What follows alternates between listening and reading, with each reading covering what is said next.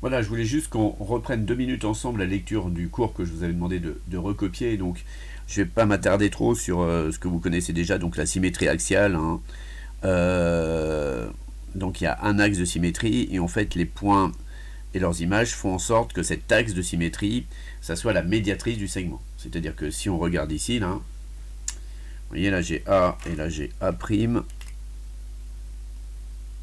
On voit pas bien le prime du A', mais il est là. En fait, là j'ai A et j'ai A', et si vous prenez le segment A', eh bien D et sa médiatrice, la même chose pour C prime qui est ici, et B prime qui est ici. Donc ça, c'est quelque chose que vous connaissez, ça pose pas de problème.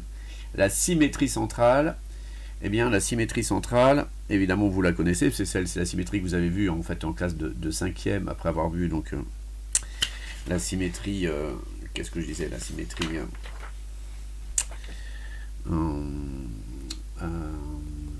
axiale en 6e. Donc ici, eh bien, c'est tout simplement le point O qui est le milieu de CC'.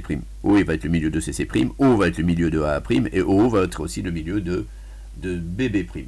En fait, ça revient, une symétrie centrale, ça revient à faire une rotation avec un angle de 180. C'est ce qui est dit ici. Après la translation, donc la translation comme son nom l'indique, eh bien ça translate, ça déplace dans une direction, dans un sens et d'une certaine longueur. Vous voyez qu'ici ça va déplacer donc tous les points comme E se transforme en F, c'est-à-dire diagonale donc d'un carré de côté 2. Voilà. Et à chaque fois, vous aurez respecté exactement la même chose. Donc ça, c'est la translation. Ensuite, la rotation, comme son nom l'indique, la rotation, eh bien, il y a une rotation, ça tourne.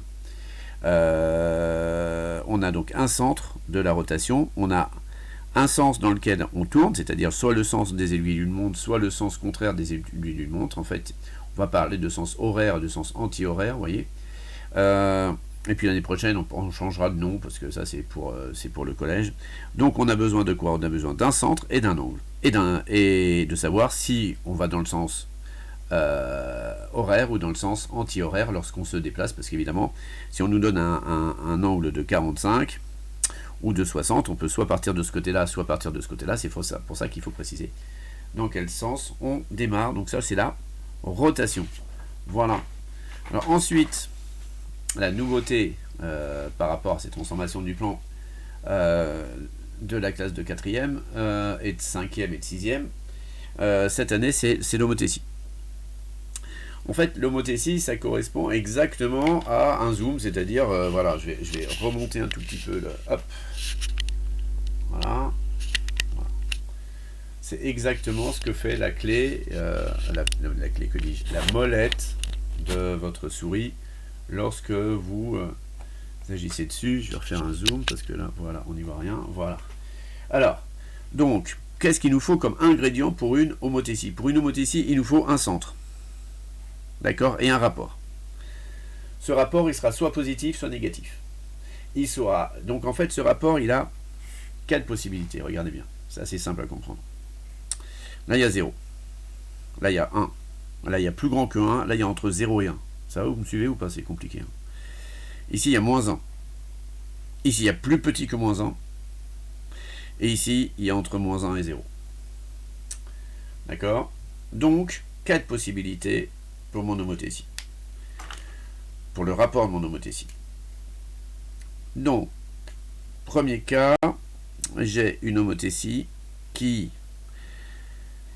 a un rapport K qui est compris entre 0 et 1.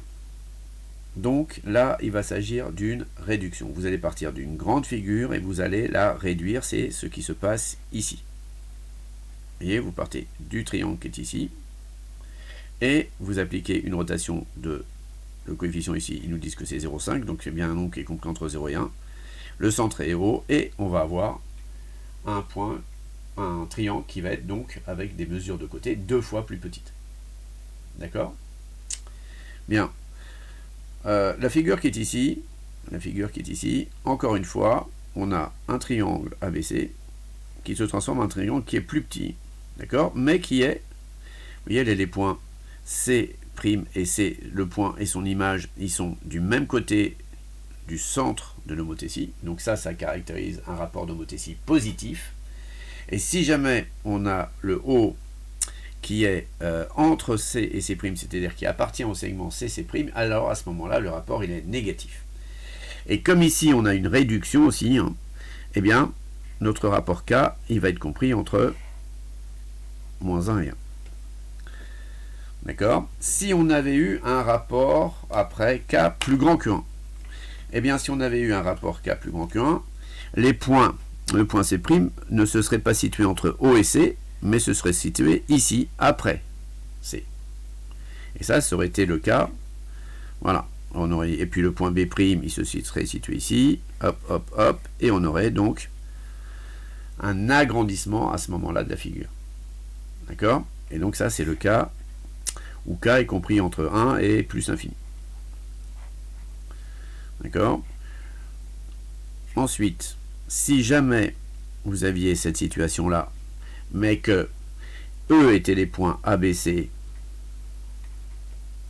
et que E étaient les points A', B' et C', là vous auriez eu un agrandissement de la figure, mais comme le point O est sur le segment C', eh bien ça aurait été un agrandissement avec un rapport négatif, et donc on aurait été dans ce cas-là. Voilà. D'accord? Donc c'est vraiment c'est pas très compliqué. D'accord? On regarde où est le centre. D'accord? Si les points ils sont du même côté du centre, le rapport il est positif. Si ça augmente, c'est plus grand que 1. Si ça diminue, c'est entre 0 et 1. Si le centre est entre le point et l'image, le rapport est négatif. Si ça augmente, c'est plus petit que moins 1, la taille. Et si ça réduit, c'est compris entre moins 1 et 0. Alors, les trois cas pathologiques. Alors déjà, le rapport nul, on considère que notre rapport d'homothétie est un rapport non nul, parce que sinon, ça n'a pas de sens. Tout le monde est au même endroit. Donc, il y a deux rapports d'homothétie qui sont des cas particuliers. C'est le cas où K égale 1. Donc, K égale 1, qu'est-ce qu'il fait? Le point, il ne bouge pas. On dit à ce moment-là qu'il est invariant. D'accord? Et si K égale moins 1, ça veut dire que c'est la même distance de chaque côté, et avec le point O qui est au milieu, en fait, le cas d'une homothétie égale à moins 1, en fait, c'est tout simplement la symétrie centrale. Donc ce cas-là, c'est la symétrie centrale. Voilà. On en reparle à la fin, vous allez voir, dans le poly, on en reparle. Voilà. Bien, alors, comment on construit? Exactement, c'est ce que je vous expliquais il y a 2 minutes. Hein. Voilà, on vous demande donc ici un rapport K égale à 3. Donc vous dites il est positif, vous placez votre point. Vous savez que M' va être situé après M, et vous savez que la distance OM' va être 3 fois la distance OM. La distance OM' va être 3 fois la distance OM.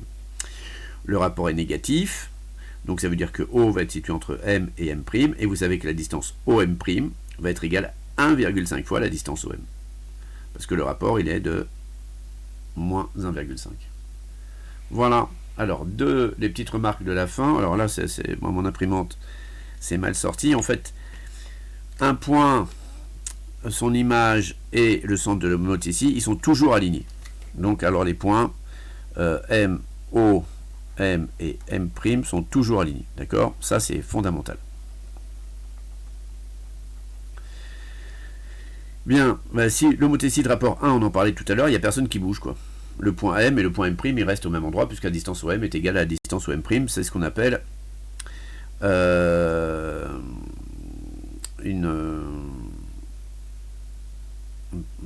ça y est, j'ai un trou de mémoire, c'est incroyable. Hein. D'accord, donc c'est des points, en fait, on va dire qu'ils sont invariants. Donc c'est la transformation qui ne fait absolument rien à votre point M', puisqu'il ne bouge pas. Et si jamais le rapport, on a une homothétie de rapport K qui est égale donc à moins 1, donc si on a une homothétie de rapport K égale à moins 1, eh bien à ce moment-là on a une symétrie centrale, c'est ce que je vous ai dit tout à l'heure, puisque les points M et M' sont évidemment de part et d'autre de haut, mais situés à la même distance, donc c'est une symétrie de centre O. Voilà, bon, j'espère que j'étais pas trop mauvais, enfin moins pitoyable que d'habitude. Relisez bien ce cours, c'est pas très difficile, et puis comme ça on va pouvoir corriger les exercices derrière, je pense, avec Voilà, plus d'aisance. Bon, allez, à tout à l'heure pour la correction.